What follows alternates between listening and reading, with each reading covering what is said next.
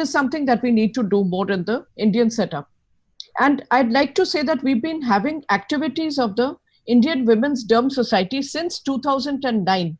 And now we've formally made a society somewhere in 2018. And we do a lot of social community work, as well as also have academic activities. And what are the activities? Three types: scientific. This is a scientific platform that we are using. Second is slice of life. We talk about things like, balancing act and everything. And third is practice management, which is again very important. So this is again, a scientific talk that we're having. This is the fifth in the webinar series of the IWDA initiative. If you want more information or to become a member, log on to www.indianwomensderm.com.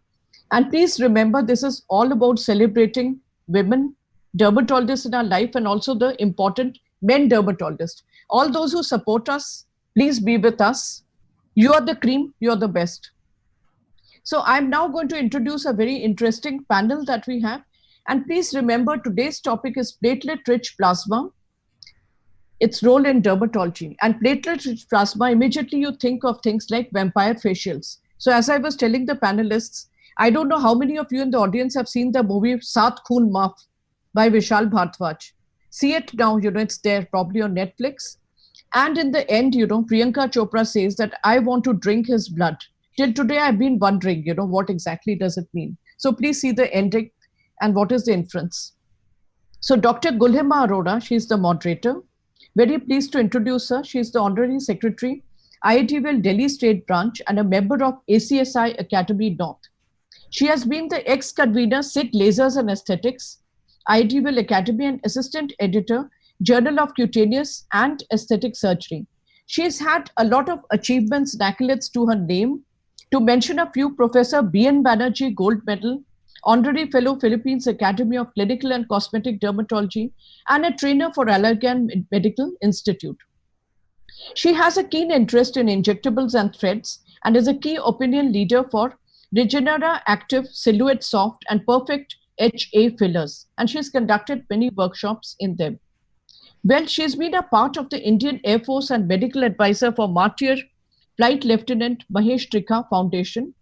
And amongst other things, she's also a very bright and a very charming person, a charming dermatologist, and she's a very good painter. Welcome, Gulhima, to this. Thank you. Thank you. Yeah. Can I have the next, please? I have a very eminent panel here, and the person here is Dr. Latika Arya, who, besides being a good friend, is a senior consultant dermatologist in private practice in New Delhi with special interest in acne, pigmentary disorders, dermatoendocrinology, hair aesthetics, and lasers, having over 27 years of experience in the field of dermatology and cosmetology. I didn't realize that it's been more than 2 decades, nearly 3 decades. Dr. Latika has many awards and accolades. Like, she's been the National Executive Member and Membership Coordinator of the Pigmentary Disorder Society. She's a great academician with many publications and book chapters in books like Cosmeceuticals, Pigmentary Disorders, Melasma, Moisturizers.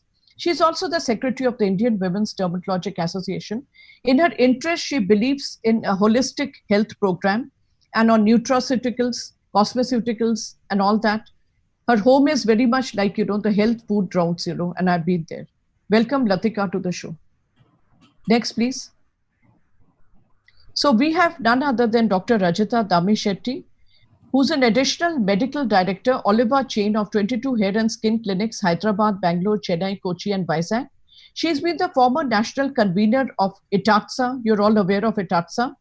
She's an alumnus of JIPMER and MMC Chennai, and she's been lecturing all around the world with 150 lectures. She has special interest in pigmentary and hair disorders, anti-aging, optimizing use of lasers in colored skin, and the interplay of endocrine milieu and skin. She prepares protocols and handles trainings for dermatologists for Oliver chain clinics. Well, I did ask her what her interest is. Currently, she wants to direct, or make a script for a horror and a thriller film. I think that's what we need, the dark side, So, wishing you all the best, Rajita. Much, Dr. Ashwin. Yeah. Can I have the next, please? Next is Dr. Rohit Batra. who is a director, Derma World Skin and Hair Clinics, New Delhi. He's also adjunct lecturer at UCSI, Kuala Lumpur, Malaysia. He has been the past Joint Secretary, National IIDBL 2015, the same year when I was the Secretary, and past Secretary, IIDBL Delhi State Branch 2013. He was the Chairman, National IIDBL Media Cell 2018. He's been the founder and organizing secretary, DAS Summit and Acne India Summit, ACAD. Well, I did ask him what is his interest. Right now, he said it's about, health, a very holistic kind of a program. It seems that everybody is into a lot of health now in the lockdown. And I'd like to also wish him, all the best for the Dermacon International bid. So it's for both of us. Thank you. Thank you. Can I have the next, please? Well, we have Dr. Sachin Dhawan, who's Senior Consultant Dermatologist at Fortis Memorial Research Institute, Gurgaon, and Skin and Smiles Dermatology, Gurgaon. He was past Director, Department of Dermatology, Artemis Health Institute, Gurgaon. He's a great academician and talented dermatologist, a double gold medalist in MD and DVT from Gujarat University, and also assistant editor of ACSI textbook. He's coordinator of IIDBL SIG lasers, and you can see that they've been doing a real good job there. And he has also been a past member IIDBL SIG lasers and aesthetic and founder board member of SARC Association of Aesthetic Dermatologists, a faculty at many national and international conferences, and often quoted in national media for his active work in the field of dermatology. Welcome, Sachin. It's great to have you on board. Thank you, ma'am. Okay, so without standing between you and this very interesting academic piece, this is the only webinar this week, by the way, in a flood, of webinars on vitiligo. So this is something different, a little bit of, non-veg food amongst the veg food. So please look out for that. So over to you, Golhema. Thank you so much, ma'am. I would like you to stop sharing your screen. Yes, ma'am. So I'm that doing I it. can share mine.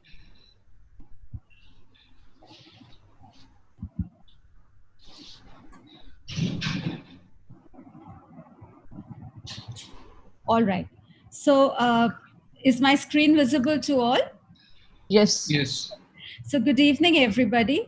And thank you, Dr. Rashmi Sarkar, for having given all of us this opportunity to be here on this panel discussion on platelet-rich plasma in dermatology. And as you said, it's a little offbeat from the regular vitiligo sessions that we've been having. So thank you once again for the lovely introduction as well. And before we start with the panel discussion, to set the ball rolling, I'm going to give you a very short talk on what we are going to discuss today, and that's platelet-rich plasma. So what is PRP and what is not? Well, there is a lot of confusion regarding this because there is no clear-cut consensus on what PRP is even now, though we've come a long way since its inception. So what PRP actually is in simple terms would be to say that it is plasma. It is in its liquid form. It can be injected. It has supraphysiological doses of growth factors and cytokines and platelets in concentrations above the baseline. I think that is what I have gathered from all the literature that we've read and whatever we've learned so far.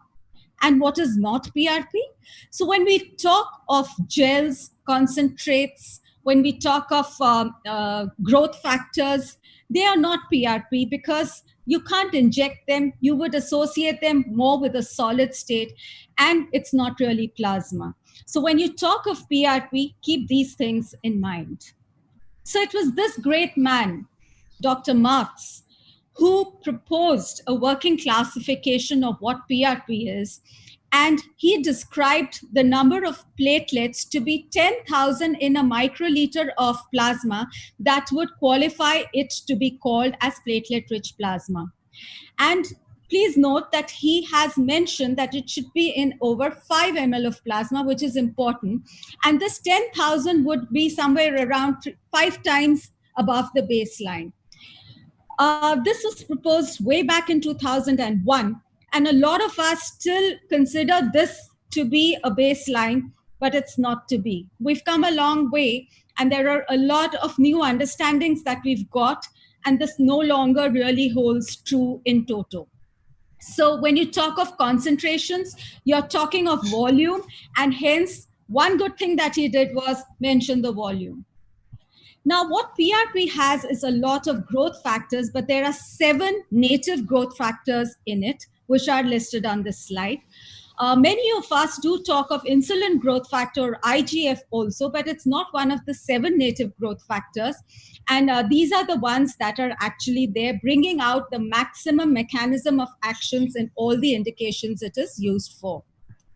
Now, there's something else we need to talk about, and those are the cell adhesion molecules, which are present in the plasma, whether it is a platelet rich or a poor plasma, and that's the fibrin clot or the cell adhesion molecules, which are the fibrin, the vitronectin, and the fibronectin.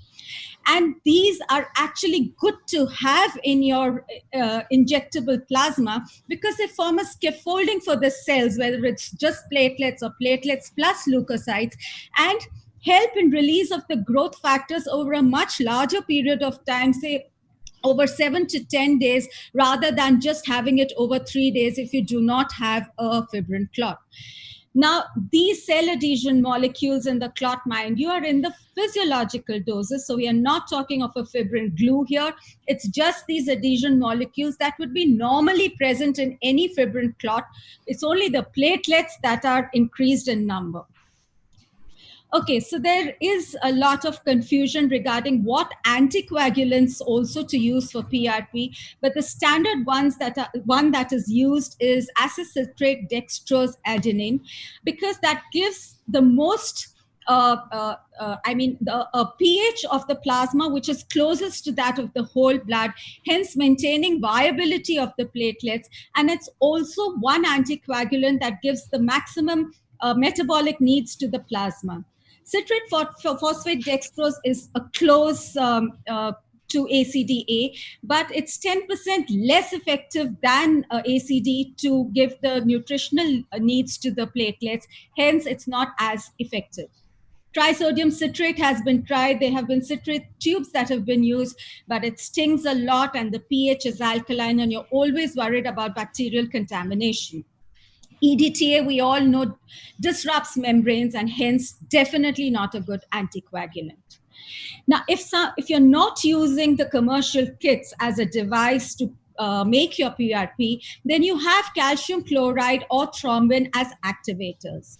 So thrombin was used initially, but what was used was bovine thrombin initially, which had problems of it transferring Creutzfeldt-Jakob disease. But then that was refuted, and the side effects or the concerns using bovine thrombin were met with by using recombinant human thrombin later on. But calcium chloride is an equally good activator if you want to activate it, but you must make sure that you're activating your platelet-rich plasma just before injecting it, because otherwise there is an immediate release of the growth factors, and about 70% are released in the first 10 minutes. So you have to be careful about that. But later on, it was decided that it was noticed that collagen in the soft tissue is the best activator, and you do not really need to have an anticoagulant in your PRP preparations. So collagen, the trauma of the needle itself, both of them act as good activators and help the platelets to release the growth factors for a much longer period and a much slower release than thrombin or calcium chloride. So coming back to the concentration and numbers of platelets, going back to Marx's slide that I just showed you. So is your PRP all about numbers? Well, we've grown beyond concentration of platelets, because when you talk of concentration, you have to talk about a volume that the platelets are being concentrated in, which is very arbitrary. You could have, if you're preparing a PRP, you wouldn't know exactly how much volume there is. So it's better to talk of numbers, but there is a whole lot of confusion to this as well.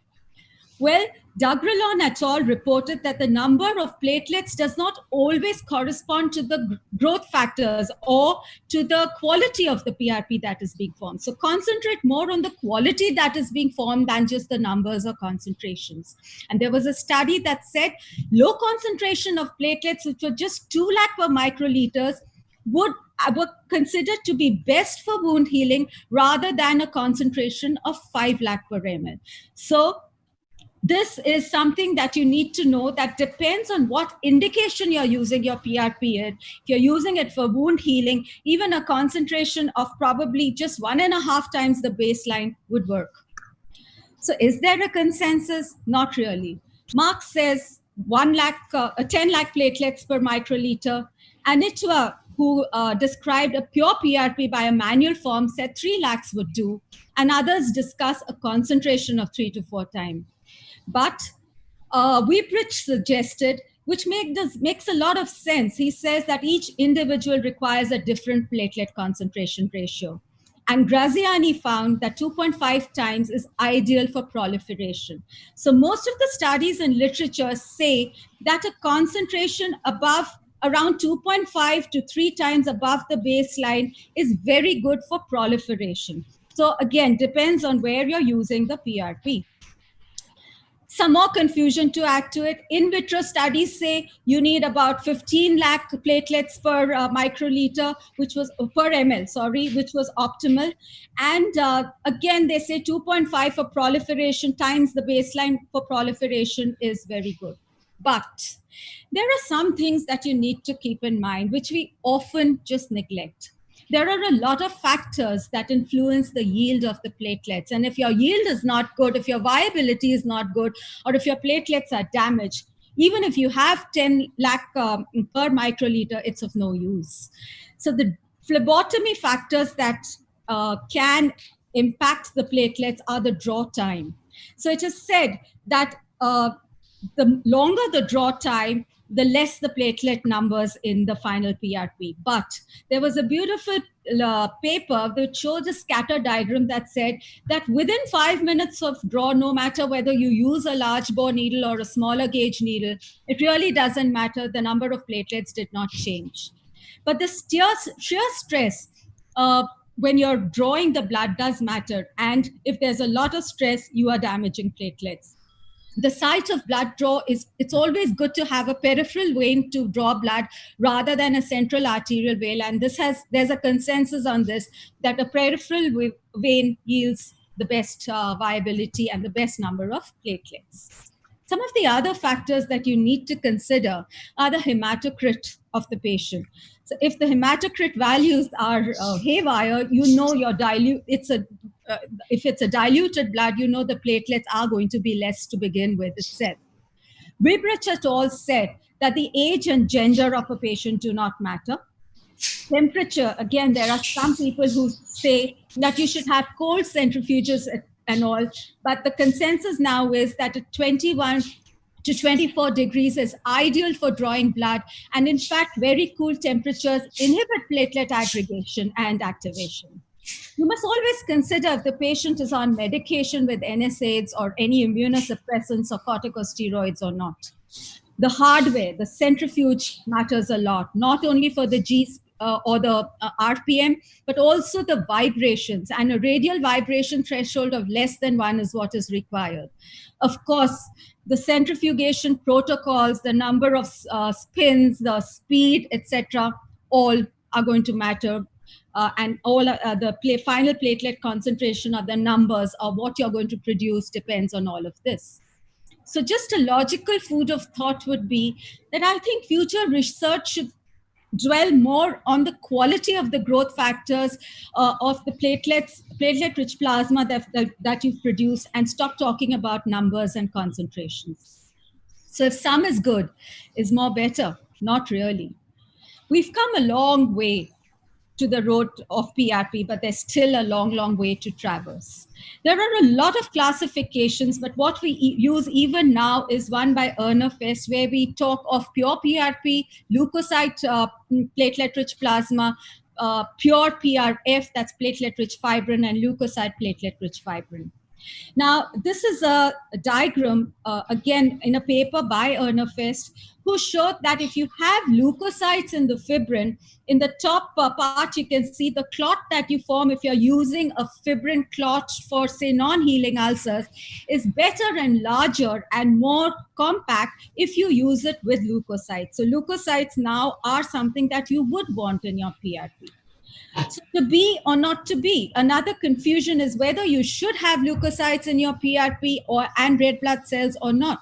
Well, red blood cells are a definite no-no, and they should be less than 1,000 per microliter. That's a consensus across the board. And of course, there have been studies now which show that leukocytes also release VEGF, which are important, which is equally important. And having leukocytes less than 21,000 per microliter is always beneficial because they also help in the inflammatory part, the modulation of inflammation and platelet activation and also repair. So a lot of studies have found a positive correlation between WBC, VGEF. And if you talk of the negative effects, it's only the granulocytes or the neutrophils that cause it.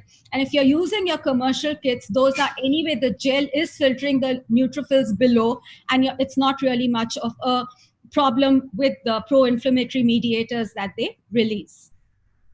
So this is a lovely chart that shows the variation between just a PRP and a second generation PRP that would be a platelet-rich fibrin. And all across, it's shown that the transforming growth factor beta 1, PDGF, beta beta, and VEGF are all increased statistically significantly increased in the PRF formulations over PRP. So now we are talking of having kits without anticoagulants and having a fibrin meshwork to give a better release of growth factors. So this is a nice, that was a nice paper. Now, regarding the pH, there's another doubt about the pH of the final product. Well, it doesn't differ much if you use ACD, and a little fall in the pH is not really detrimental to the viability of the platelets. So with that little introduction on platelet-rich plasma, I would now like to welcome my elite panelists, esteemed panelists.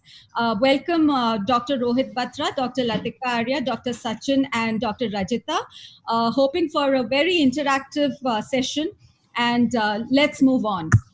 So I begin with you, Dr. Rohit. What are the indications you would consider platelet-rich plasma for in dermatology?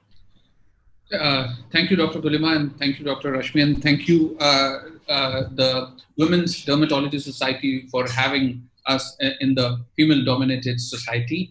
Talking about the indications in dermatology, going by what you said in last 15 minutes, Dr. Gulima, it's heartening to know that so much has been done on PRP, and people are still debating whether to do PRP or not. Well, in my practice, I've been doing it for past 7 to 8 years now, and we do it for hair. I myself get it done.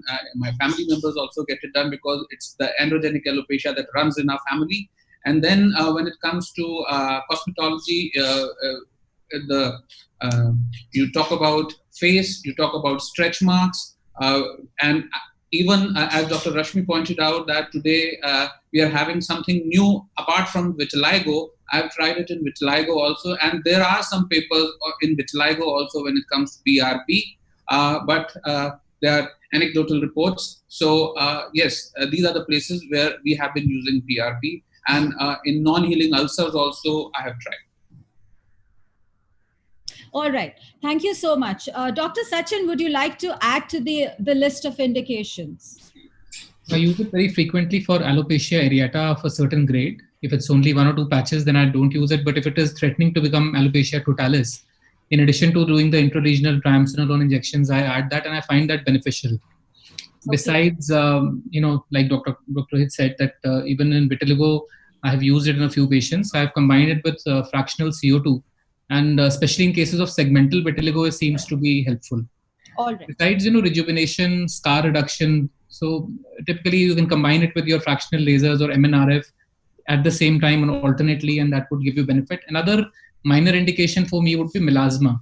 So, we don't promote it primarily for melasma, but when you use it, you find that about 10-15% improvement in melasma happens over and above what would be achieved by topical therapies. All right. Thank you so much. Dr. Rajita, would you consider any kind of screening for your patient before you then start to embark on the procedure? And are there any contraindications to PRP? So for me, most of the PRP work I do is for androgenetic alopecia. Very rarely, if I'm driven to the wall for acne scars, if I'm not able to give a good enough result with my subcision and MNRF and shouldering and TCA cross and everything else, I might use it. I've used it in very few patients of melasma, but I'm not too happy about it. Just like most of us are not happy with these recalcitrant melasma ones. So for androgenetic alopecia, the first thing for me is the patient's expectations and his adherence to treatment. Because I understand that PRP alone can regrow hair, but PRP can't be done as a maintenance therapy. So if somebody is okay to use their minoxidil, finasteride, dutasteride, then that is great. Otherwise, I tell them it's going to be a temporary thing. The next thing is I do a viral screening. And here I wanted to share one story that we were almost sued by someone who was probably HIV positive, LGBT community, when we were kind of cornered. One of our doctors was cornered into saying that, if somebody has HIV, then what do you do? Then she said, we won't do it.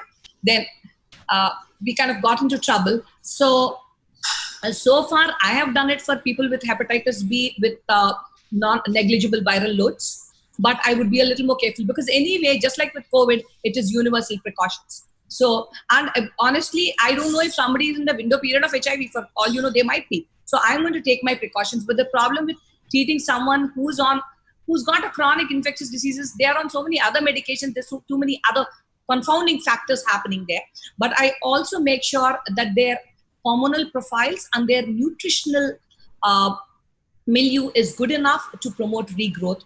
Because I believe that when this new hair is growing, it's like a young plant. You want to tend to it very carefully. You need lots of nutrition. So I look at ferritin and I make sure that it's at least above 40. And I make sure this is not a false high ferritin because of a hemodilution or an inflammation that's going on. Right now in COVID, you might end up seeing high ferritin because of COVID itself.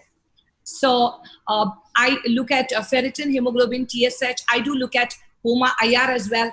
And for women, I look at the total testosterone and I make sure that the BMI is kind of, taking care of the holistic approach, just like Dr. Latika was saying. All right. So what about your baseline? None, except non-realistic expectations. All right. What about your baseline platelet count, Dr. Rajita? Baseline count, sure. So if somebody's got a count which is less than 1.5, then I would really. So you do a baseline platelet count to see. All right. Platelet count for sure. Dr. Latika, if I can have you in, would you think there would be any contraindications to PRP in general, not pertaining just to androgenetic alopecia? Yeah, so there could be, medical contraindications like thrombocytopenia, like she was just telling, and then we need to take a drug history. If patient is on any platelet aggregating drugs or otherwise, any sepsis is there. So these are the, other medical contraindications in which we have. Dr. Sachin, would you like to add to this, please? Yeah, if there is a keloidal tendency, I would be a little wary of doing so. So that is one contraindication for me. All right. All right. Thank you. And about the platelet count, in fact, I wanted to ask Dr. Rajita about it. Suppose it is below 1.5, then do you feel there'll be no benefit at all of doing it, or would you feel the benefit will be suboptimal? Not suboptimal, but honestly, why would someone have something lower than that unless they are a chronic case of ITP? And we've actually done one patient who had ITP who was maintaining reasonably well around 1 lakh or so. But honestly, I don't know what kind of concentrations I'll be able to provide. One contraindication I have, other than aspirin, echinocoumarine kind of stuff, is smoking. Now, they say that moderate level of smoking is definitely going to hamper platelet function. Definitely. But as a policy, I don't like to treat smokers. Okay. Dr. Rohit, you wanted to say something. Yeah. See, PRP will be done over a period of 6 to 9 months. So just taking a baseline platelet count, is it going to make any difference? Say if on first session, it will be different on all the sessions. unless and until patient is not suffering from any acute or chronic condition, I don't think that there is any need to get it done. To a baseline platelet count, unless you there is a clinical suspicion. Yes. In fact, agree in with my Dr. practice, I think Dr. Sachin Dhawan will agree with me. We don't get it done. Yeah. All See, right. even if the platelet count is low and somebody is not suffering with an Exactly. autoimmune disease like ITP, you would still be able to give some benefit if you do PRP, even if the counts It are is low. the Rather- concentration above the baseline, and if you Yeah. have viable platelets, it is good enough. So I agree. Rather, more than the drugs and other contraindication, the commonest thing that people nowadays are on is just like for fillers, we take that, okay, if they're on green tea or wine or taking a lot of wine or multivitamins, then we make sure that we tell them that, okay, the chances of slight bruising, etc., is more if you are going to do, especially on the face. All right. Kulhima, can I Yes. just butt in for a minute, ma'am. not the panel? Before I forget, one thing I wanted to tell you that this session is going good. Why we took up this session, PRP? Like Rohit said very rightly, 7-8 years back, PRP was something like a shot in the dark. It was just something that was done, no evidence, nothing. When you look at all that is being spoken today, the heartening thing is that a lot has happened, over Yes. the period. We are almost moving towards evidence. People used to say, where is the evidence? Where is the evidence? Yes. And I'm somebody as a dermatologist who's on the older side, but young at heart. So, I think the session is being done because what's happening is people set up their clinics. And you'll all agree that this is something one can invest and do it in the right way, PRP. Definitely. Because but you should know the right stuff from the right people. So Yes. that's how it is going. Thank you. So thank you so much for that comment, ma'am. It was a really well put and good apt comment. So coming to acne scars, Dr. Rajita says she doesn't do too much of PRP for acne scars. Dr. Rohit, this is your case that you shared with me yesterday. Could you elaborate on what made you choose PRP for this patient? Was it done as a monotherapy? What was your protocol for this case? See, this was done not only the PRP but with fractional laser, and the patient had a bad experience getting laser done at one of the clinics, and she developed hyperpigmentation. So in Indian skin, I personally feel that if you are going for a CO2 fractional laser, the chances of hyperpigmentation is more. PRP also results in faster healing. The downtime is reduced. At the same time, the chances of hyperpigmentation is also reduced if you are doing a PRP along with fractional laser. And Dr. Rajita, as she pointed out, that after she does PRP only if the patient has not got any results with the lasers and other things, then coming to a procedure which she doesn't do on a regular basis, only as when she's pushed to the wall. I guess for us, if we are not getting results with the fractional laser in first 2 sessions only, I counsel my patients it's better if we add PRP onto it on the same day to get better results, faster results, and lesser side effects. Yeah, so Rohit, did you use it intradermally there, or was it a topically used? No, I never use topically. I always inject. So what in concurrence with what Dr. Rohit has just said, there are umpteen number of studies that say that PRP, when used along with ablative fractional lasers and microneedling, yield better results, statistically better results than either alone.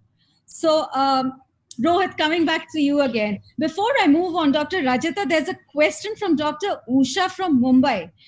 Coming back to contraindications of PRP, she wants to know, what about a patient who has thalassemia? Would you consider doing PRP in such a patient? Thalassemia, I've not had this situation. The problem there is that anyway the hemoglobin is going to be low, the iron store is going to be high. Yes. So I won't mind doing it. The problem is that they will have ongoing hair shedding because they're anemic. All right. Dr. Sachin, would you like to add to that? Would you like to do it in a patient of thalassemia? Dr. Sachin?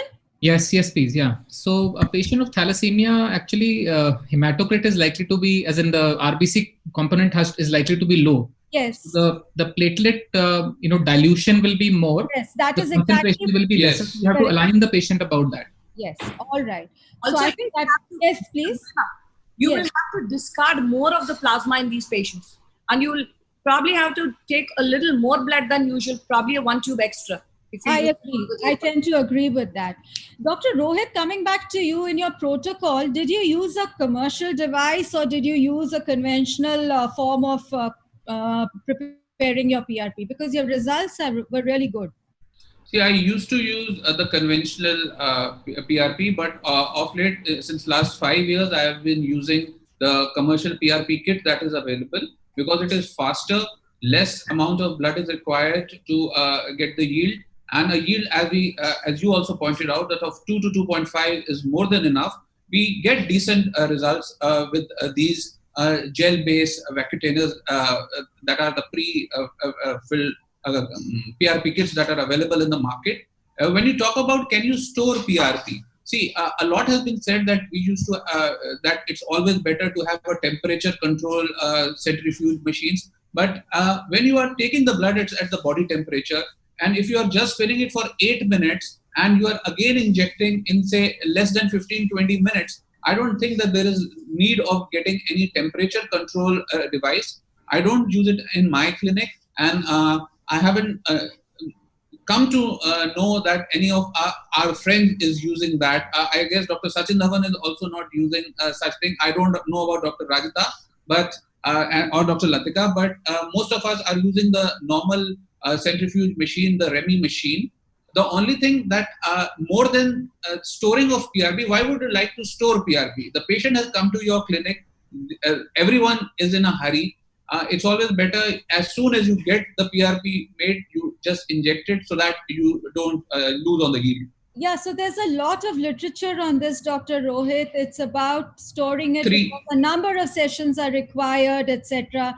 And they say that PRP can be frozen and kept. The growth factors remain intact for a month, but the IGF gets denatured with a freeze-thaw cycle. But the platelets, as long as you're not activating them, the growth factors tend to remain. So the storage of PRP is coming into vogue now because people feel that they don't want to have the phlebotomy done each time, and they just make a lot of PRP, store it, and then reuse it.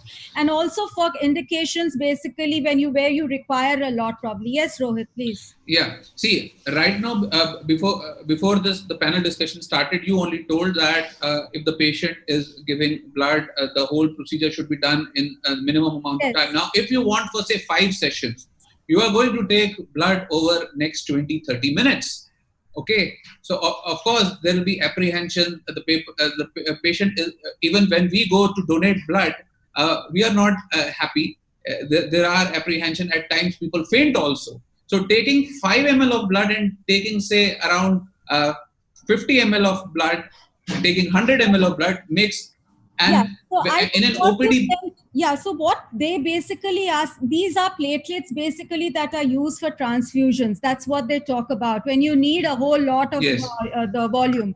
But in our kind of indications, when you just need a very little amount of blood in your venipuncture, I don't think it's much of a hassle, and the concept of storage doesn't really come in. All right, coming to rejuvenation, something for which we are all using it again under various names in various clinics, even the brand name Vampire Facial, etc. Dr. Latika, would you like to comment on this? Which patient would you consider for a rejuvenation? What would be your criteria for choosing a patient to go in for PRP as a method for rejuvenation?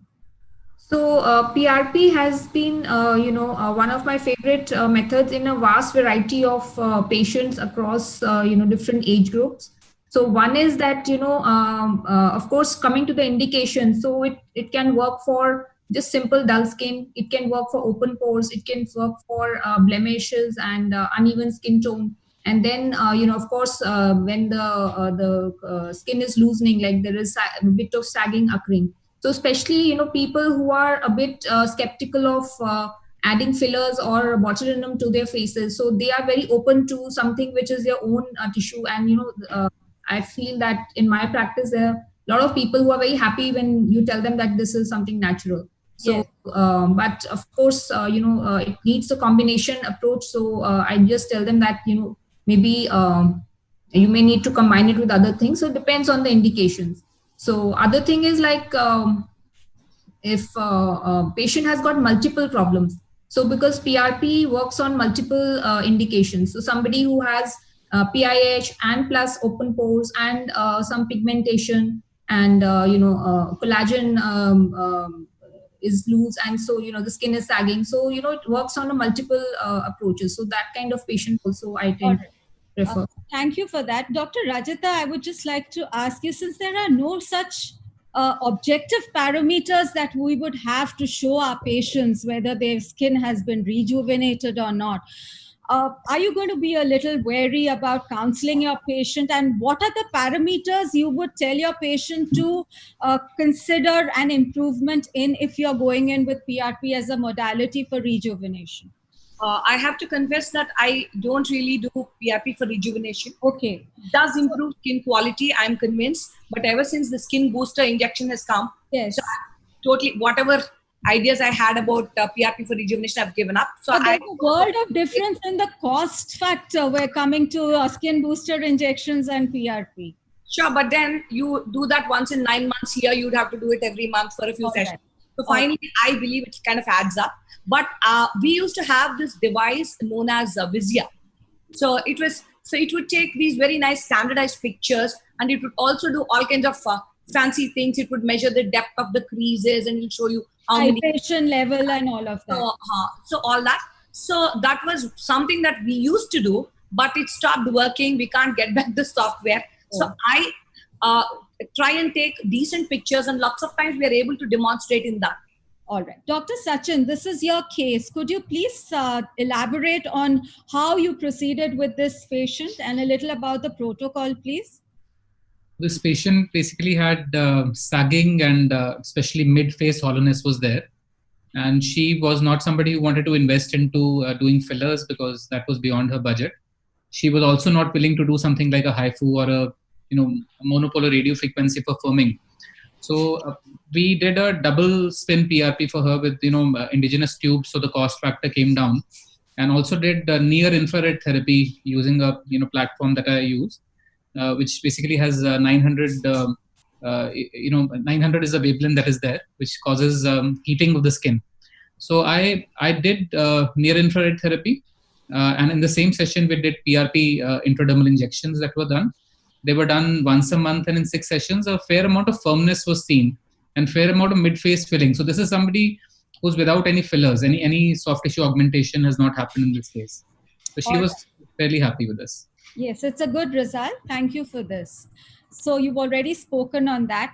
So literature says that studies have not found too much of an improvement in mottling, pigmentation, telangiectasia, etc., or the wrinkling, fine lines or wrinkling. But there's been a definite improvement in the skin texture, the firmness, and the sagging part. So overall, the patient satisfaction seems to be more than the physician satisfaction when you use PRP for rejuvenation. Now, coming to scars other than acne scars, Dr. Sachin, again, a wonderful case of yours. So could you please elaborate on this as well?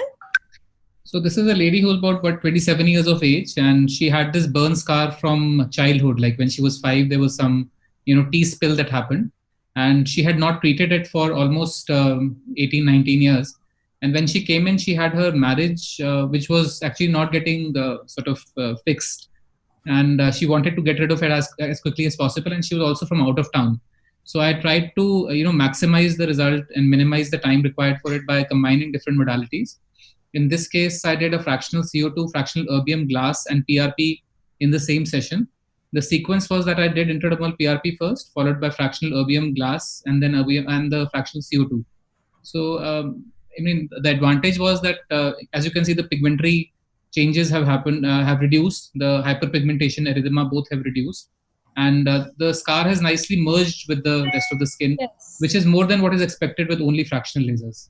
So if I can get back on this, you injected the PRP in the same session as in which you did the fractional CO2, right? Yes, but I injected deep. You I did not injected sprinkle deep. on top. Yeah. All right.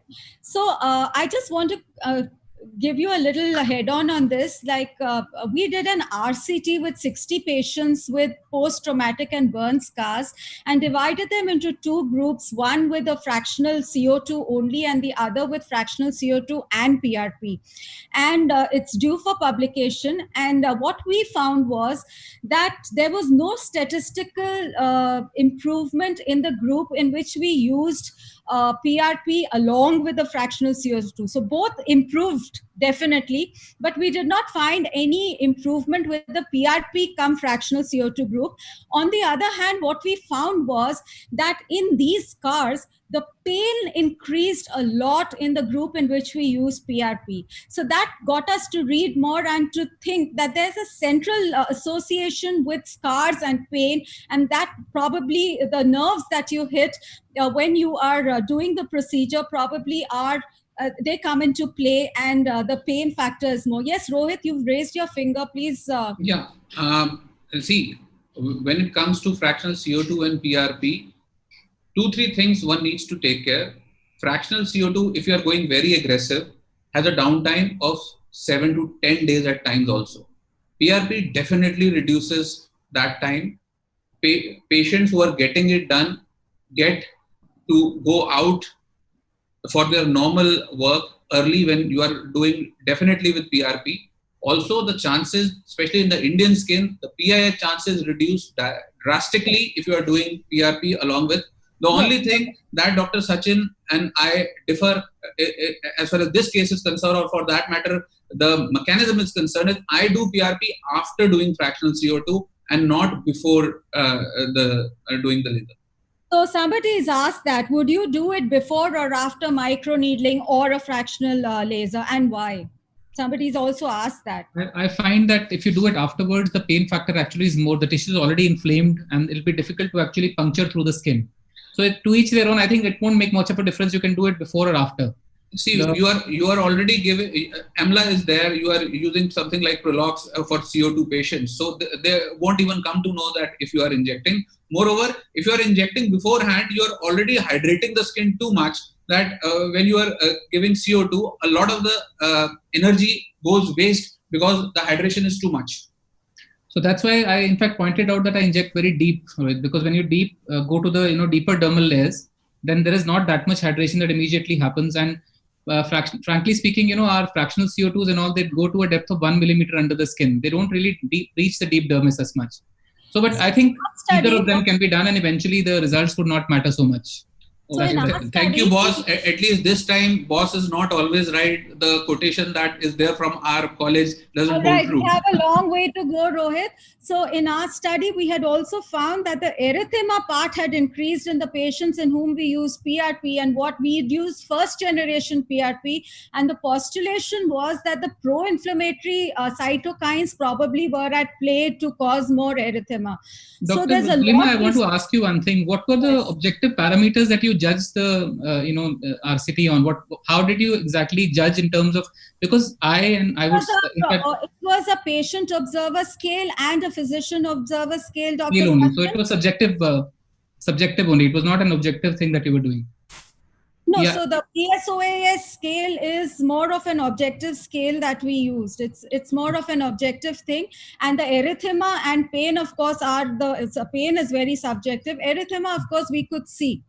So the erythema will be there immediately. If you do, there will be erythema. Immediately, Dr. Latika, I'm talking about a delayed erythema. Immediately, definitely, because of the neutrophils that are released, it's an inflammatory cascade that sets in. So immediate erythema is always there, but this was a delayed pain and erythema. Okay, any of the panelists who are doing it for stretch marks or has done it or tried it in stretch marks? No. So there have been reports that say there are some beneficial cosmetic outcomes when you combine it with radio frequency or ultrasound. I do it. All right. Dr. Latika, you sent me this case of PRP done in a patient of melasma. Could you share what was the protocol you used? Why did you consider doing PRP in her? Would you consider it to be a first, second, or third line of treatment of melasma? So as you can see in the before picture, she has some acne and melasma, which is very commonly seen in many patients. And she was assessed medically. She had metabolic syndrome. So I was treating her medically, and then I put her on chemical peels. So as expected, the skin did improve, and the acne went away. But her melasma was very stubborn, and I thought, like, with the peels I would be targeting both the acne as well as the acne scars and melasma. However, acne disappeared beautifully. The acne pigmentation also disappeared, but the melasma was very stubborn. So and also she had open pores.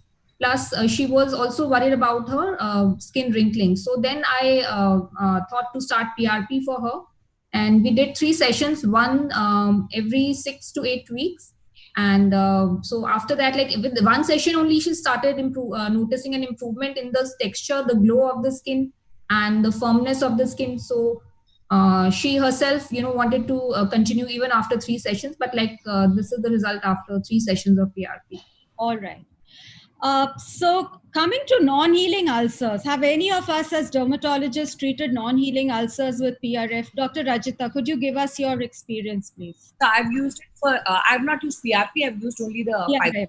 All right. So have you used a leukocyte-rich PRF, or was it just a pure PRF? leukocyte. All right. So could you give us a protocol of what you did or anything? Of course, this is not your case, but could you tell us what you did in yours? Yeah. So basically, this was a venous ulcer. So after we gave her the appropriate antibiotics and made sure that the debridement was done, the wound had proper granulation tissue. This was a non-local patient, so unfortunately I couldn't call her very frequently. She could only come once a month. So I would draw into the plain tubes without anticoagulant. I would draw around 3.2 ml of blood, and then just do a spin around. See, this is a basic centrifuge that I was using for the PRF, because you don't need great technology, you don't need any refrigeration and all that. So I was spinning it around 800 G for around 5 minutes, and then taking it out, compressing it between gauze, laying it there, putting a dressing, and sending her home. And she would open the dressing only after a week. All right. So it was a plain saline dressing that you used, or was it a paraffin dressing? One of those bactigras kind of things. All right. All right. So this is a case of Dr. Sandeep Arora's, where they had a case of stasis ulcer. They injected PRP. It was not even, I think, PRF. And 4 sessions gave a reasonably good result. Now, PRP for contour defects. This is another case of Sandeep and mine for Enku Saber. We injected hyaluronic filler in her. It wasn't too much of a defect, but did PRP on top. And if you can notice on the right side, as Dr. Sachin showed in his case, a lot of merging occurs with the pigmentation. And also that's something we have noticed, that the overall skin texture and the pigmentation merging, etc., becomes better if you add on a PRP. Now, have any of you tried biofillers for contour defects?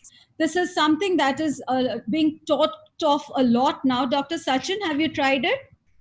Not really, no, ma'am. I haven't tried it. Okay, so biofillers now are a variation of PRP. I wouldn't call them PRP, wherein you make your PRP, but then put the syringes in a hot and cold liquid, where you coagulate the proteins, bring it to a consistency of injections, and they are used as fillers instead of your fat or HA. But of course, they have a very short life, and they do not have too much of an advantage unless you're mixing it with probably some kind of mesenchymal stem cells or PRP.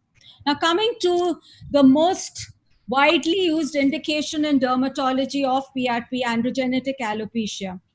How many of us believe in it? Yes or no? Quick. Yes. Yes. Everybody believes in it. And I think as dermatologists, we've all tried our hands at it.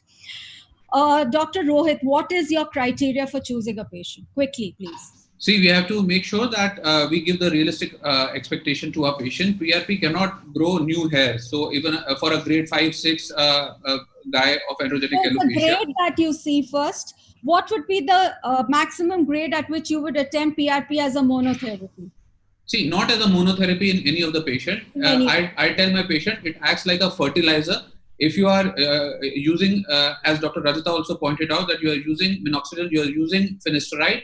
Along with that, PRP can give you 10 to 15% more improvement. PRP can thicken your hair. It can convert the vellus hair into terminal hair, but cannot grow new hair. You can do a dermatoscopy before if Yes. you if you want your patient to see what all hair, vellus hair are there on the scalp, so that they also have a realistic approach Dr. and Aditya, do realistic you do expectation. a trichoscopy regularly in a patient whom you're going to do a PRP on? Yes, all the time. But I can't really take standardized pictures because I'm not going to put a red tattoo there and all Yes. that. So I tell them, see, I can compare global pictures. I can't compare dermoscopy pictures. That's a disclaimer that we give. Yes. So, Dr. Sachin, if I may come to you, do you use PRP as a monotherapy or in combination? And if in combination, with what? We're talking of androgenetic alopecia here. So for AGA, I mean, mostly it is monotherapy along with the topicals and the orals. But if I have to combine it, usually I combine it either with mesotherapy, where I also prefer to inject the meso solutions directly in the scalp, or I would probably do it with a derma roller with topical sprinkling of minoxidil along with that. So, do you feel an intradermal injection is better than a topical use of PRP? So topical with roller, Somebody I think. even asked us in a live question, what plane would you inject in? So could you please answer that also? Yeah, it has to be intradermal. Your insulin syringe needle would go probably about halfway in, 4 millimeter in. Typically, it would be. That's where the hair follicle is placed also under the skin, 4 millimeter under the skin. So your insulin syringe would go halfway in. That's the plane where I inject. All right. Somebody's even asked, is there any particular pattern for injecting PRP in the scalp?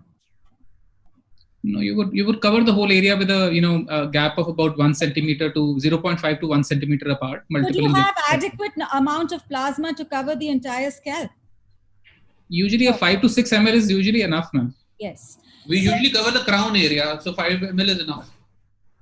Dr. Rohit, would you use a commercial device for this or would you use a conventional PRP?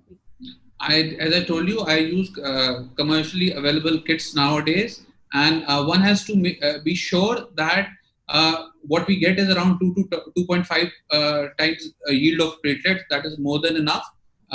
We take around 8 ml of blood and we get around 4.5 to 5 ml of platelet-rich plasma. All right. So does everybody use a commercial device now? I don't. More or less, yes. Okay. Yeah. So lots of people have asked. Yes, Dr. Rajata, please. I don't. I still do the old-fashioned one. The one Any that particular reason? Any particular reason? I find this very convenient, cost-effective, and I don't like the single spin 8 ml things. Okay. It has its pros and cons. I think we don't have enough time to discuss that. But a lot of people are asking Dr. Sachin, what tube or what commercial kit do you use? There are lots of questions on this. So if I have to name a brand, then I use the Vocard one. The Polyrich is what I use. Polyrich is what you use. Dr. Rohit. I use the one available, Pure Kit by Medifarm. Dr. Latika? I use this, the same one Dr. Sachin mentioned, and also I have Vicel. There's a... yes, Vicel is I use GeoPRP. So there are lots of kits. I think they all have the gelling factor there, and it's another different. It's going to take us hours and hours to discuss whether we should use a commercial kit over another conventional form. Okay, another set of questions that have come up are, at what intervals would you inject an androgenetic alopecia? Yes, go ahead. Ma'am, before we go to the androgenic alopecia intervals, it's not only about the tube, it's also about the centrifuge machine that you are using. Yes. And and many a times people go by RPM, but it should be RCF that one should take care into consideration. Yes. Every machine will have a different RPM. So just if I call Dr. Rajata and ask her at what RPM she will use or do a PRP, a hard spin or a soft spin will not be the same for my machine.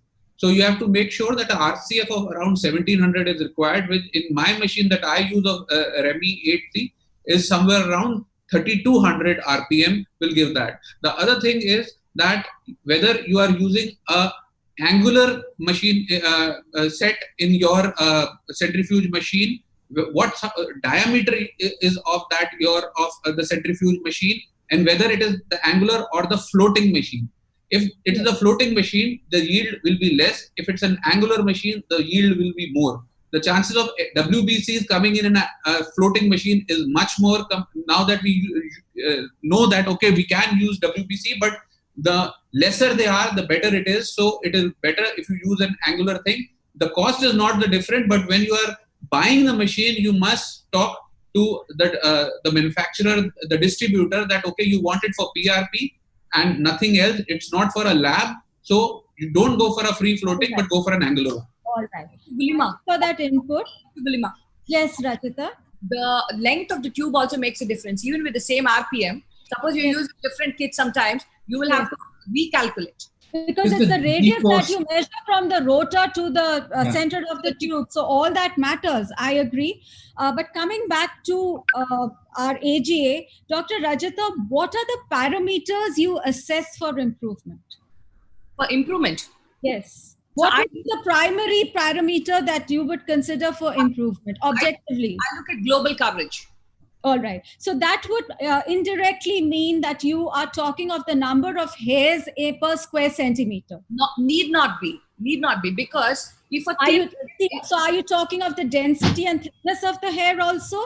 Yeah. Or are you just talking of numbers? No, so I don't have the means to calculate how many numbers are there. We did have one of those tricho scans, we threw it away, and you know that it's not very reliable. So when you see something like this is pretty. This is excellent improvement, I would say. So you are talking about increased numbers, but you're also talking about increasing the volume, because once your radius doubles, your volume will increase 8 times. Yes. All right. Dr. Sachin, there's a question. There is a doctor from Guntur who came, Dr. Kavita. She says she came across a patient with scalp psoriasis and started giving AGA. And she was afraid of Cobner's. So what is your take on this? Would you be wary of performing it in a patient with scalp psoriasis? So on the contrary, I feel that somebody with scalp psoriasis actually would improve because of the anti-inflammatory effect of PRP. So I haven't really... Debatable topic. I don't know. That's a good point to put forth, though. It's worth consideration. But of course, the doctor's point of pausing Cobnerization is also valid. So I think we need another session to debate on this and probably more studies on this. Dr. Rohit, this is your case. There are 3 cases of yours. You've given one case with an excellent response, one with a good, and one with an average. What made you think, what could be the reason for giving varied responses in patients? What could be the factors that have come into play? It all somebody depends. got an excellent response, somebody hasn't got. See, it's on patient perception also, that this patient was happy, the other was said that okay. This is objectively very visible. Yes. So that's what I'm saying. The other thing is, it all depends that the patient was suffering from androgenic alopecia of this grade for how long. If the patient is in early 20s, 30s, the results are better. If they are in 40s and 50s, the results are less. Moreover, I don't know, but people have complimented me also since the time I have started getting PRP done. So I feel it works. And if my patient asks, can you show me the photograph? Most of the time I show mine photograph. Okay. So you really don't know what give such a varied result in patients. I guess if you have to go back to all the factors, no, age I don't think is a factor. It has been proved in various studies that age and gender do not play a role. I think it's the other factors we need to consider, and that's what I wanted to bring out. It's not just using the same wellness hair.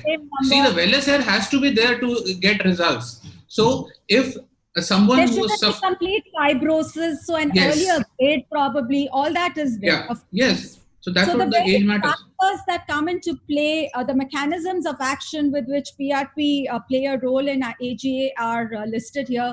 It's about the FGF. I guess Dr. Rajita wants to make a point. Sorry. Yes. Dr. Gulima, one of the frequently missed ones, especially when someone has this kind of vertex balding, is metabolic syndrome. So I strongly believe that we should be assessing these people for insulin resistance. And if you can adequately, if you can't control that, then you might not be getting adequate responses. All right. So Coming to you, Dr. Sachin, have you ever seen any complications in patients with AGA in whom you've done PRP, or any side effects? Side effects, of course, let's omit that. Pain and all of that is inherent to the procedure. Have you come across any complications? So I really honest have not come across any All complications right. at all. We have Anybody not else? been. Dr. Rajata? We had one patient where there was a forehead swelling, which happened in the third session. The first two sessions went well. This was a young lady with female pattern hair loss, and it subsided on its own, and we couldn't really figure out. And I then realized that this was reported in literature as well. Yes. I too had the same problem, and again, it was a second session. What the patient told me that she got the session done at my clinic and straight away went to the airport for a flight. And I personally feel that that might be the reason why it was a bit of a long haul flight. She called me from Bangalore. What did you use? Did you use a ring block or something by any chance? I never use a block. I never use. There are lots of questions on this too. What kind of anesthesia do you prefer in giving patients? Do you give at all or not? I don't give it all. Okay, anybody else? For the scalp, I don't. Regional block anesthesia. Regional block, typically 8 points at the red line. Okay. Yeah, like ring that block. Could be a reason, Sachin, for having the edema that can happen if you are using a regional block. Dr. Latika, do you use any kind of anesthesia? I just use vibration, or if patient is very apprehensive, then topical anesthesia. All right.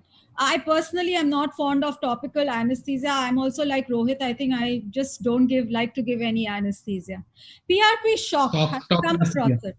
Yeah, tocathesia. PRP shock. Dr. Rajata, have you come across it? Are you talking about vasovagal attack? Yes. No, not vasovagal attack. I'm talking about increased hair fall. Increased hair fall. Yes. So like you have in a hair transplant? No. No. Anybody else? Yeah, I have come across. Yes, Dr. Latika.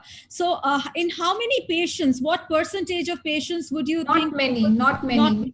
Yeah, okay. 10. So I think we'll omit the hair transplant bit of it. Sachin, you mentioned that you like to use PRP in alopecia areata. Somebody's also asked, how effective is it? So it is a definite cofactor. I mean, there have been papers on it where alopecia totalis has also been treated with monotherapy with the PRP. So I only use it for alopecia areata of a certain grade. I don't use it for 1 or 2 patches. And I do find that it does add value to my improvement. The percentage of regrowth is more. And, there have been people where I've done a combination of triamcinolone and PRP and also tofacitinib, and alopecia totalis and universalis have also grown to a degree of 70 to 80%. So I do believe in alopecia areata getting treated with PRP. The only thing with a patch or two would be you wouldn't really know whether it's a spontaneous growth or whether it's a triamcinolone acting or not. With totalis, I do agree, but then it's difficult to perform PRP on the entire scalp, if it's a totalis patient or going in for universalis. But that's a good take-home point. Pretty motivated. All right. So probably we should try it more. What about telogen effluvium? Have you tried it in that? Dr. Sachin? Telogen effluvium, ma'am, would improve if you take care of the other factor any which ways also. But it is known that PRP sort of propels your telogen follicles into anagen follicles. So you can shorten the duration of telogen effluvium if you do PRP. And I do use it. What happens is a lot of times you have to see how the patient mentality is. If the patient is shedding a lot of hair, you can't keep telling them that, let's wait for 3 months or 4 months for the shedding to stop. So if you want to shorten the period of telogen effluvium, I use PRP for that. All right. Dr. Latika, would you give your patient, what post-procedure care would you give your patient of androgenetic alopecia? So basically, I just ask them not to wash their hair for at least 3 to 4 hours. And after that, there's no particular, they don't have to apply any antibiotic, or there's no, if at all, if they have any pain, then they might take a anti-inflammatory. That also, it's really not required. So would you advocate an anti-inflammatory, Dr. Sachin, Dr. Rajita, in a patient in whom you've given PRP? If I have to give a start dose of something like diclofenac, I don't think it's going to matter so much in terms of platelet efficacy, but most people don't need. But I think you would prefer acetaminophen over giving an NSAID because you want the inflammation to occur. Dr. Sachin, I think this question is for you. In alopecia areata, how many sittings did you require for complete regrowth? Because as I understand, you used it in combination. So how often did you use it, and how many sittings did you? So it's an ongoing treatment. It's an ongoing treatment. It's an All right. ongoing treatment. So we do 6 sessions initially once a month, and intermittently we do triamcinolone. And after achieving a good regrowth, then once in 3 months or 4 months, I ask my patients to keep doing it, keep taking it for at least a year post that. Okay. So somebody has asked, Dr. Tejasvi from Hyderabad has asked, can we use a combination of triamcinolone and PRP for androgenetic alopecia? Has anyone tried that? Now we understand that androgenetic alopecia is a micro-inflammatory process, but I think that is overkill. It's an overkill, absolutely. How It's much? an overkill. Though Probably there have benefit, but been- it's not there worth have doing. been combinations of using PRP with progesterone because that acts as a 5-alpha reductase inhibitor, and there have been reports of use of progesterone with PRP. But triamcinolone, I haven't really come across. And injecting so much of steroid everywhere, I don't know how. And the longevity of results also would not be there probably with that. All right. So Dr. Sirisha from Guntur wants to know, Dr. Sachin, after how many sessions can you expect a result in telogen effluvium? Typically by the third session, by the time the patient comes for the fourth monthly session, the telogen effluvium has already improved. Whether that spontaneously improves with oral therapies and topical therapies, or the PRP quickens it, I do feel that it shortens the length by about a month or so. So you have a point there because the factors do cause that. Has anybody... Chronic telogen effluvium is something where I use it frequently, or recurrent telogen effluvium, there one should use it. Has anybody seen improvement in premature graying of hair with PRP? No. Not really. No. Has anybody even tried it? I haven't come across it, so somebody wanted to know that. I'll just go... Okay. When do you start seeing results, Dr. Sachin, in androgenetic alopecia? Does it depend on the grade, or do you feel you've got to tell your patients? The patients often ask, like with minoxidil, you're going to say 4 se 6 hafte lagenge. Do you have any such set time frame for patients in whom you're doing PR? What I tell my patients is that, we'll be able to retain your hair in 90% of the patients that I treat. In 60% people, by the end of 6 months to 8 months, there'll be a 20% volume increase that would happen, apparent volume increase. And the improvement, whether it is in reduction of the total number of hair falling or a mild increase in the hair coverage, would only start by the 4th month. All right. Dr. Rohit, what would you tell your patient? I usually counsel my patient that you will start seeing results after 3 sessions. Initially, you need to get 6 sessions at a month to a 4 to 6 weeks interval, and thereafter once every 6 months as maintenance. So is that a consensus statement that all of us follow? Is do we commit a 6 session treatment to our patients with androgenetic alopecia? Dr. Raj, is that all of us mostly follow, and a month apart probably? Yes, absolutely. All right. So somebody's asked, Dr. Rohit, I think I would like you to take this up. How effective is the single spin commercial kits? Because Dr. Rajita is against this. What is your take? You've got good results. Excellent. See, I used to use the conventional method, but then conventional method has its own drawbacks also, because if you are doing it on your own, then it is good enough.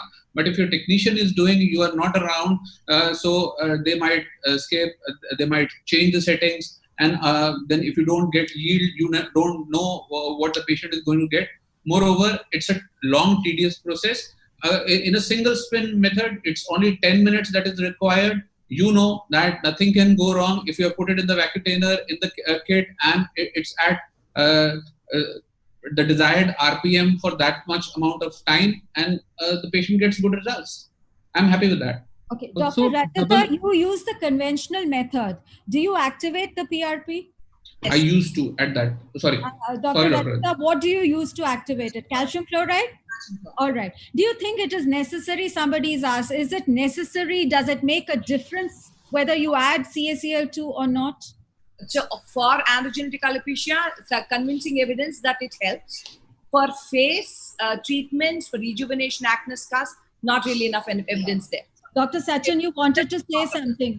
I wanted to say that the double spin method actually in my patients was more painful as well. The single spin method with the lesser acid concentration is actually easier. Pain factor is much lesser. I agree with you on that. All right. I think that the questions are more or less this sorted out. Any practical tips to our viewers? Dr. Sachin, all of you give one tip, please. So to me, what I would say is that PRP, of course, has a multifactorial role in your practice.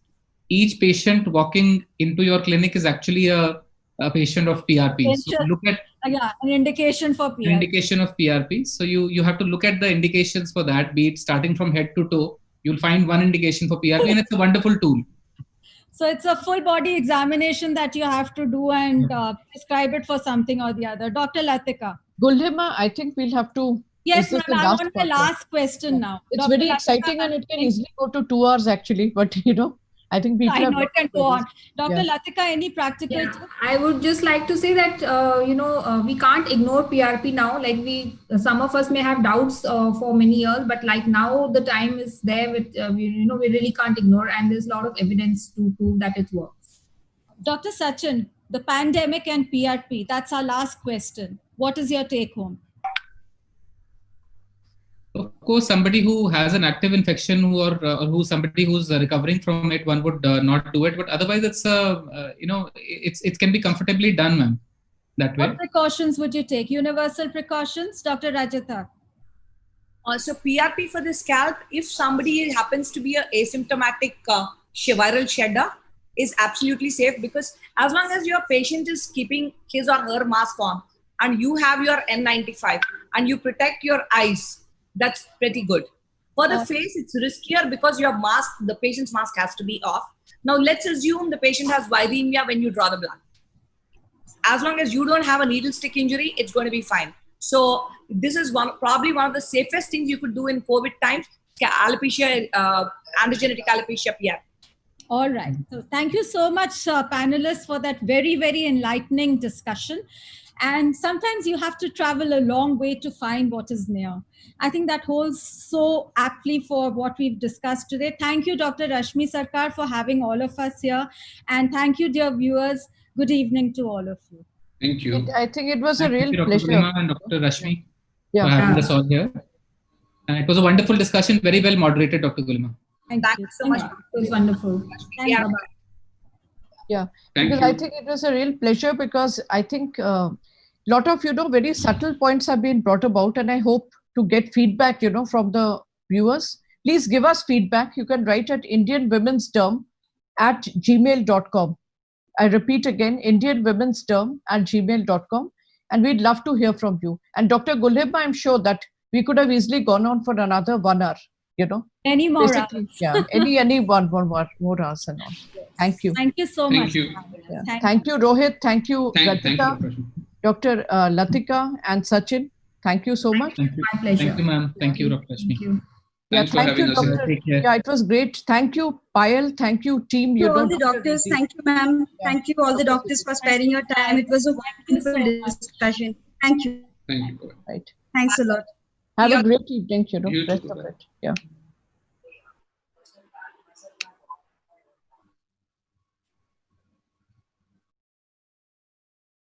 Okay. Yes. ये recording version और total details. Bye, Rashmi. Bye. Thank you. Thanks.